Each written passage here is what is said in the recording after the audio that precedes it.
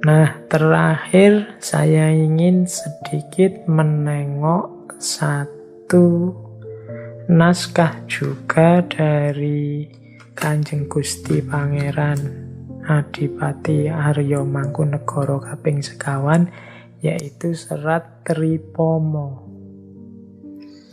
Serat Tripomo ini menceritakan tentang 3 orang kesatria, 3 orang pemimpin teladan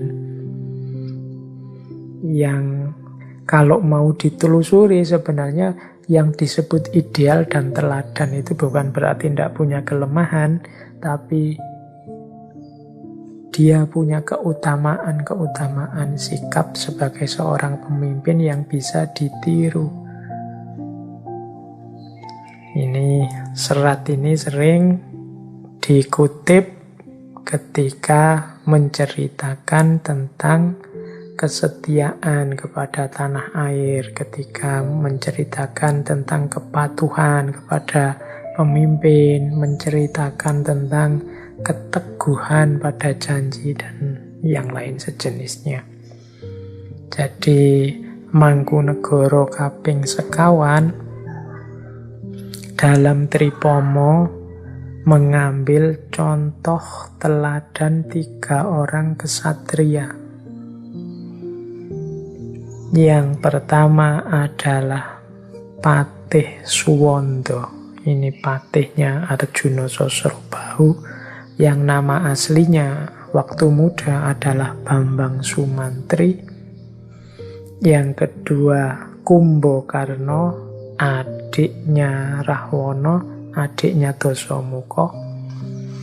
Dan yang ketiga Adipati Karna, atau kadang disebut juga Adipati Karna Basusena. Nah, ini 3 orang tokoh dari Serat Tripomo, kesatria teladan dalam kepemimpinan maupun dalam kepatuhan, kesetiaan, cinta tanah air. Yang pertama Bambang Sumantri atau Patih Suwondo. Patih Suwondo ini putra seorang resi dari pertapaan Ardi Sekar yang namanya Resi Suwandagni. Nama kecilnya Patih Suwondo ini Bambang Sumantri. Bambang Sumantri ini digambarkan ganteng, gagah, dan dia punya seorang adik yang kebalikannya. Adiknya namanya Sukrosono. Sukrosono ini wajahnya raksasa. Jadi meskipun bentuknya digambarkan cebol, jadi raksasa cebol, sementara kakaknya Bambang Sumantri ini gagah. Nah, karena putranya resi, dua-duanya sama-sama sakti, tapi Sukrosono yang berwajah raksasa ini jauh lebih sakti daripada Bambang Sumantri. Nanti Bambang Sumantri ini mengabdi pada Prabu Arjuna Sosrobahu, raja yang juga sakti. Waktu melamar jadi prajurit di kerajaannya Prabu Arjuna Sosrobahu ini, adiknya yang raksasa ini ditinggal. Nah, oleh Prabu Arjuna Sosrobahu, Bambang Sumantri diuji, diberi tugas untuk melamarkan seorang putri. Jadi zaman itu kan biasa kalau ada anaknya raja mau nikah, ada sayembara melamar. Yang melamar terus saling bertarung, siapa yang menang dia yang dapat putri. Nah, Bambang Sumantri dikasih tugas itu. Nama putrinya Dewi Citrawati. Nah, akhirnya ya karena sakti, Bambang Sumantri ini bisa mendapatkan Dewi Citrawati, sekaligus nanti dapat selirnya sebanyak 800 orang. Ceritanya begitu. Nah, ada cerita waktu Bambang Sumantri ini dapat putri dan sekaligus selir, dia ini merasa, wah ini harusnya putri yang cantik dan selir-selir ini harusnya aku yang memperistri, aku yang dapat, wong aku yang berjuang. Aku kan sakti, bisa mengalahkan semuanya. Nah, karena pamrih inilah nanti waktu dia menghadap Prabu Arjuna Sosrobahu, dia terus nantang perang. Tapi begitu ditantang perang dan bertarung, Bambang Sumantri ini kalah sakti sama Prabu Arjuna Sosrobahu. Karena dia melakukan sedikit kesalahan tadi, membantah rajanya, bahkan ingin memiliki permaisurinya, dia dihukum untuk memindahkan sebuah taman, namanya Taman Sriwedari, dari atas gunung untuk dibawa ke bawah ke istana. Wah, mau ndak mau Bambang Sumantri harus menyanggupi. Tapi dia bingung. Gimana caranya bawa taman dari atas gunung diangkat ke kerajaan, diangkat ke keraton. Nah, saat Bambang Sumantri ini bingung, datanglah adiknya Sukrosono. Sukrosono yang sangat cinta pada kakaknya, pas ditinggal kakaknya dia mencari-cari. Begitu ketemu kakaknya yang sedang kebingungan, akhirnya Sukrosono mau membantu karena Sukrosono ini jauh lebih sakti dari kakaknya. Asalkan dia diperbolehkan ikut Bambang Sumantri. Nah, akhirnya Bambang Sumantri mau, Sukrosono mampu menurunkan taman dari puncak gunung ke istana. Dan sebagai resikonya, Sukrosono ikut kakaknya di istana. Padahal Bambang Sumantri ini malunya luar biasa, punya adik yang raksasa.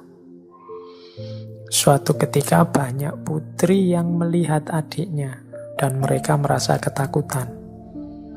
Oleh Bambang Sumantri, adiknya diusir, disuruh pulang, tapi adiknya tidak mau. Diancamlah dengan panah, terjadilah tragedi, panahnya lepas dan kemudian menewaskan adiknya Sukrosono. Dan adiknya nanti bilang bahwa dia akan kembali semacam membalas dendam pada kakaknya lewat orang yang juga punya fisik raksasa. Dan nanti pada akhirnya Bambang Sumantri jadi patih, namanya Patih Suwondo.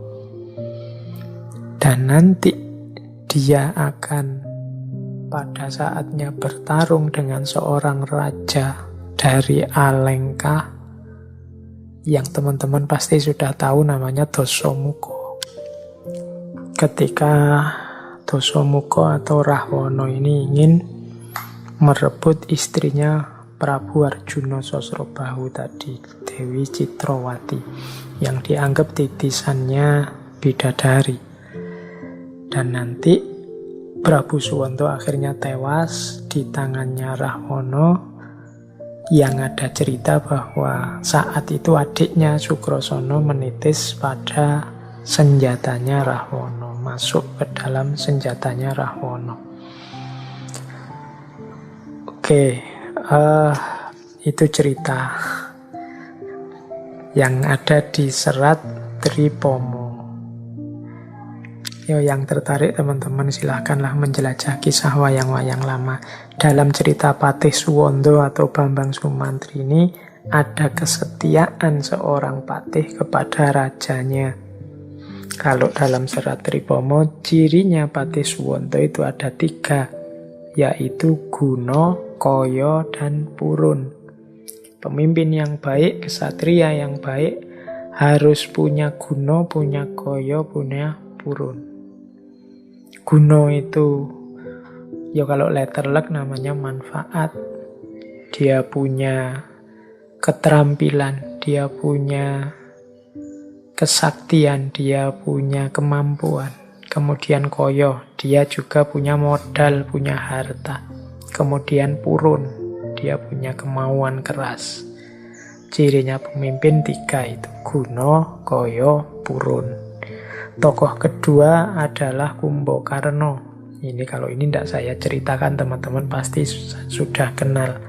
Adiknya Rahwana, yang sama-sama raksasa, yang sebenarnya dia tidak setuju dengan kelakuan kakaknya, sehingga memilih tidur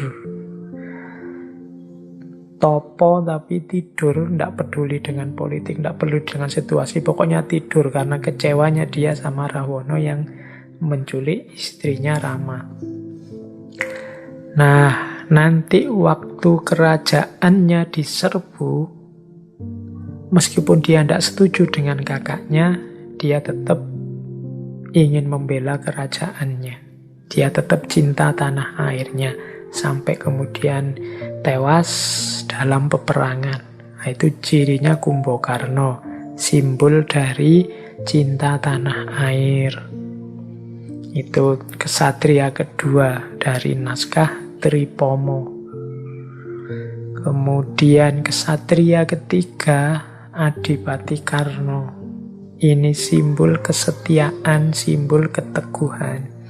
Kesatria atau pemimpin itu yang utama punya kualifikasi, dia harus menepati janji. Meskipun janjinya pahit. Meskipun itu kadang dilihat dengan kacamata kebenaran, dia sebenarnya nabrak kebenaran. Nah, itu pengalamannya Adipati Karna. Adipati Karna ini harusnya anak sulungnya Dewi Gandari. Kok Dewi Gandari? Dewi Kunti, ibunya para Pandhawa. Harusnya dia kakaknya Pandhawa yang paling tua. Cuma karena dia sejak bayi dibuang oleh ibunya, diangkat oleh seorang kusir, dia merasa jadi anaknya kusir, meskipun darah bangsawan mengalir dalam dirinya, sehingga dia mampu belajar ilmu kesaktian, ilmu kanuragan setara dengan adik-adiknya dari Pandhawa. Tapi nanti waktu dia besar, dia ditolong oleh Duryudana dari Kurawa.